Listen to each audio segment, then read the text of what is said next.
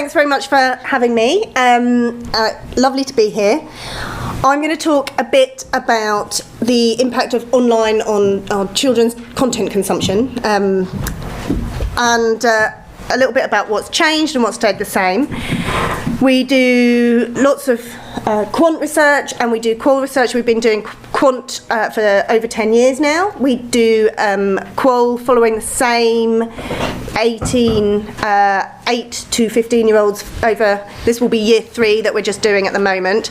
So I'm going to look a bit at what's changed over the last decade, what that means for TV, the impact of catch-up on demand on YouTube, and then a bit about shared viewing and who children are watching with. So to kick off, one of the biggest changes we've seen over the last 10 years is the amount of time that children are spending on media. This slide looks at internet use and TV viewing, that's TV on the TV set, over the last decade for 8 to 11s and 12 to 15. So this is what those two looked like in 2005. And this is what it looks like in 2015. So as you can see, the amount of time children are spending online has more than doubled in a decade. And for 12 to 15s, the amount of time they're spending online is now more than the amount of time they're watching TV on a TV set. Obviously, some of that online time will include content consumption. It's also worth bearing in mind when we think about this slide that the number of children who have access to the internet at home has increased a lot over that period. The numbers who had access to the internet at all actually didn't change that much because rollout to places like schools and libraries was a lot quicker. But in 2005, you were looking at roughly 2/3 of 8 to 15s who had internet access at home. Not all of those connections were broadband, and actually about a quarter of those connections were still dial-up. So 10 years on, and over 9 in 10, the majority of children have got online access at home, and most of those connections are going to be broadband and going to be pretty high speeds. The other thing that's changed is how children are going online, so the devices that they're using. This slide shows the device that children use most often to access the internet. We didn't actually start asking about things like mobile phones and tablets in 2005. We didn't do that until 2010. So this starts in 2010. As you can see, laptops and desktops are dominant. Mobile phones and tablets are kind of barely registering. They're just there for a tiny little bit on those 12 to 15s. I'm going to go through each of these devices one by one so you can see what's happened to each of those in the last 5 years. So if we start with laptops, the number who are using those as their most frequent device has fallen. Even bigger fall for desktops. Big increase for mobile phones, particularly amongst teens. And a really big increase for tablets, especially amongst the younger children. In 2015, we also have data for 3 to 4s, and you can see that the pattern there is very similar to the 5 to 7s. So I think the reason that that's useful context is what we've seen is children going from a context in which not everybody was online at home. If they were online at home, they were probably going online through something like a desktop in probably a sort of communal area, maybe the living room. Now, most children are online. They're online with fast speeds on portable devices, which are much more likely to be associated with entertainment and content consumption than they are with homework, for instance. So it has a big impact on children's opportunities for consuming content. So what's the impact on TV and the TV set? I'm sure many of you are familiar with these figures. These are Barb figures showing the decline in the amount of time spent viewing TV. So this goes up to 2014. We haven't got the 2015 figures on here, but the trend has continued, albeit the rate of decline has slightly decreased. We also know that children are increasingly watching on other devices.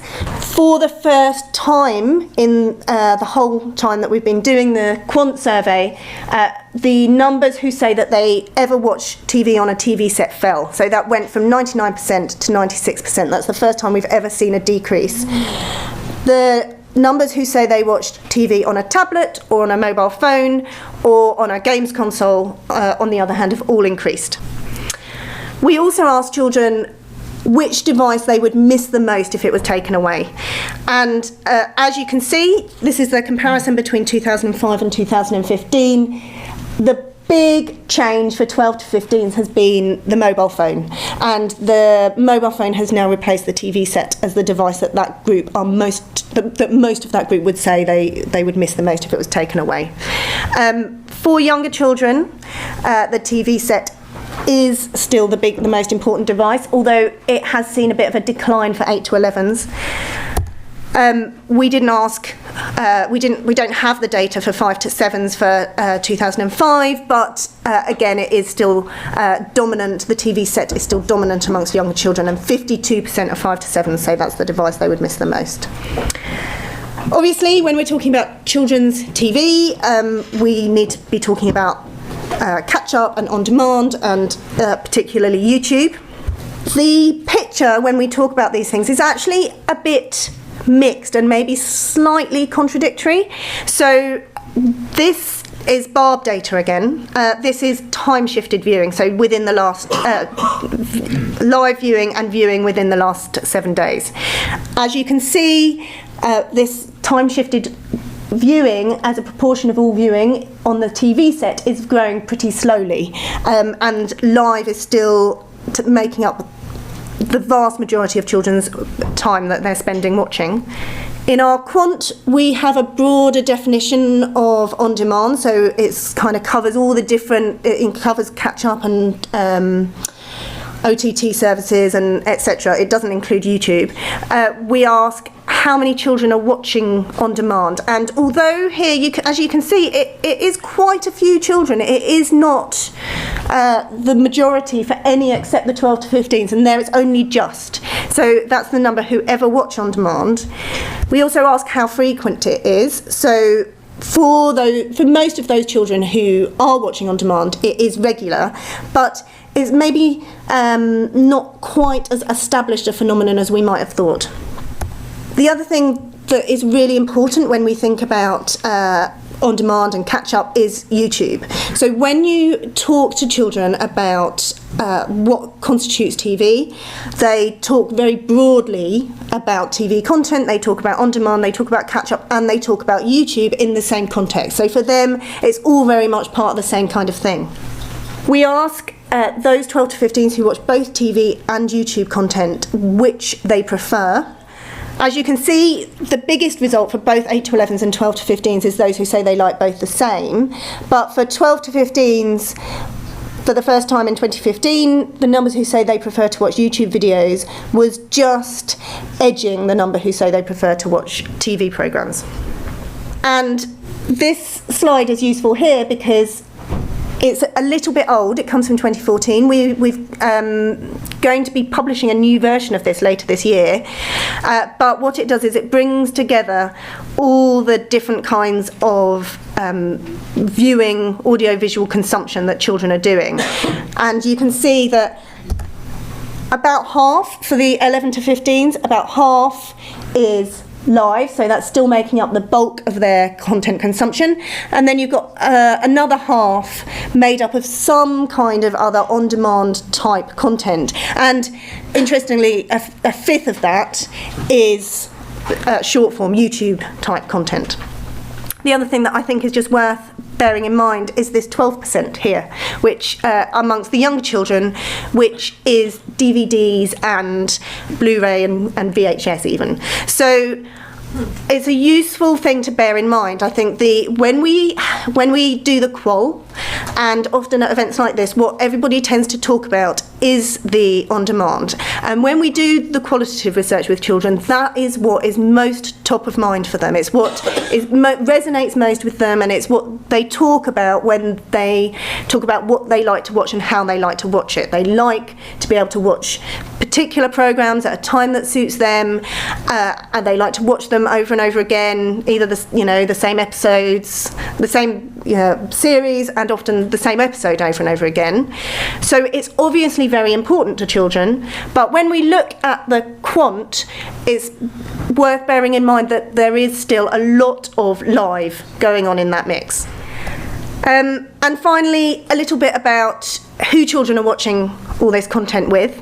We don't know so much about who they're watching the online content with, but the Barb data shows that actually most content is being watched either with an adult present or with another child present, but actually around 40% of children's viewing is taking place without an adult present.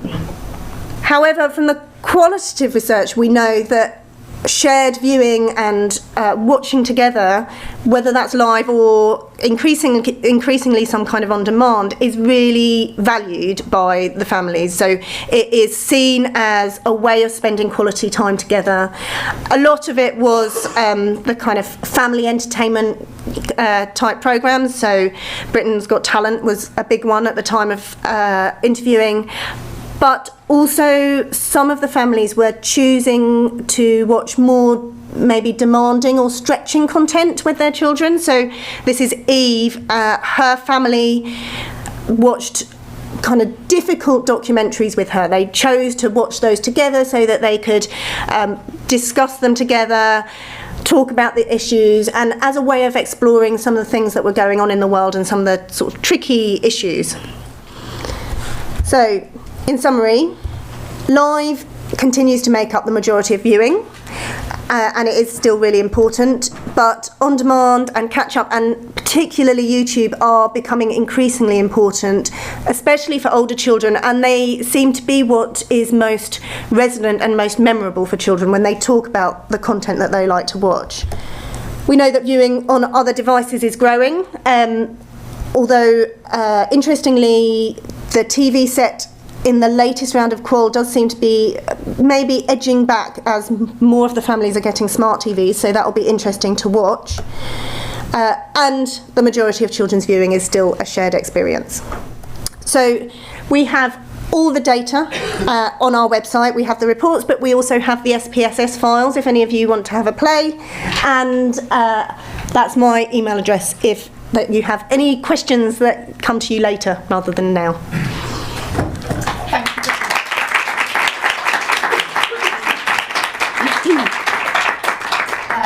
There's a lady here at the back. Hi. So as far as, thank you for that, by the way, so much great info.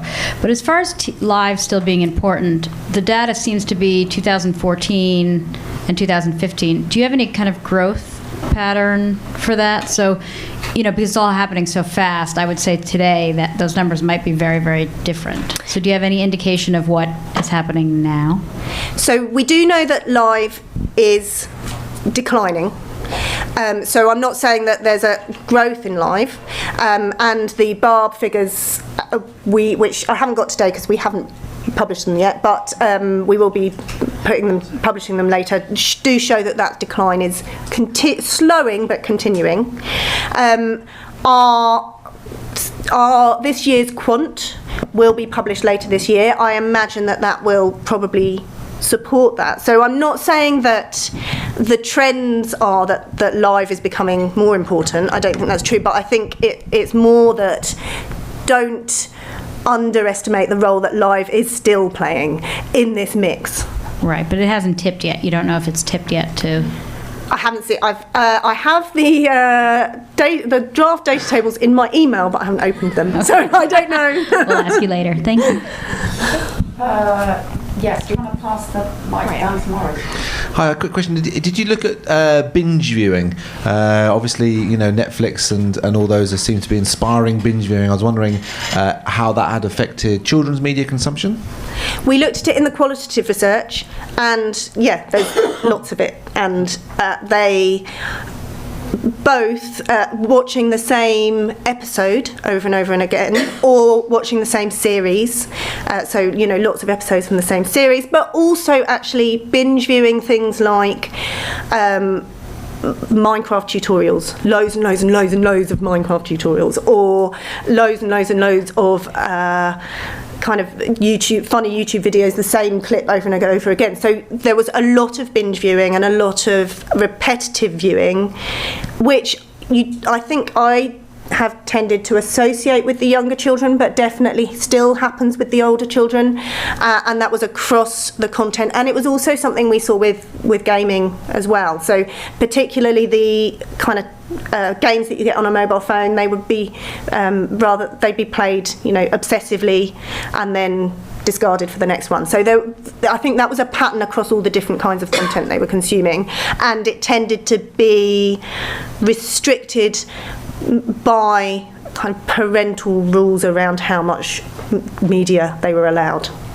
Thank you. Hello there. Thanks for that. In one of the first graphs you showed, you were saying that the amount of TV that they're watching on tablets and stuff is more than what they're watching on real television. But in fact, can we go back to that slide? Because it struck me that they're watching the same amount of TV they watched in 2005, but they're now watching even more stuff. So I just want your clarification on that. Do you mean? I just don't know where they get the time to watch all that telly. Do you mean this one? No. So this is time spent online versus time spent watching TV on a TV set. Yes, that's the one. Yeah. So there has been a slight increase amongst the 8 to 11s in TV. The increase in 12 to 15s is not statistically significant. But so I think it's an important point, is that generally it's that they're doing more rather than that they're doing less TV and more. So basically they're watching the same amount of TV they always have done, basically, from those figures. But now they've got something else to play with, which intrinsically they're just playing with that on their own, because they're not watching on the tablet or the computer with adults with them, because the screens are too small. Potentially, although some of the research suggests that there is kind of co-viewing or adult involvement in tablet activity, particularly for younger children. Okay. Is that live TV or just the screen? Do you mean, you know what I'm saying? So this we ask to try and kind of reduce the overlap. What we asked about was TV on a TV set. So it will include, I guess it's closest to the Barb figures, but it will include like on demand that they're watching via their TV set. Our TV stuff.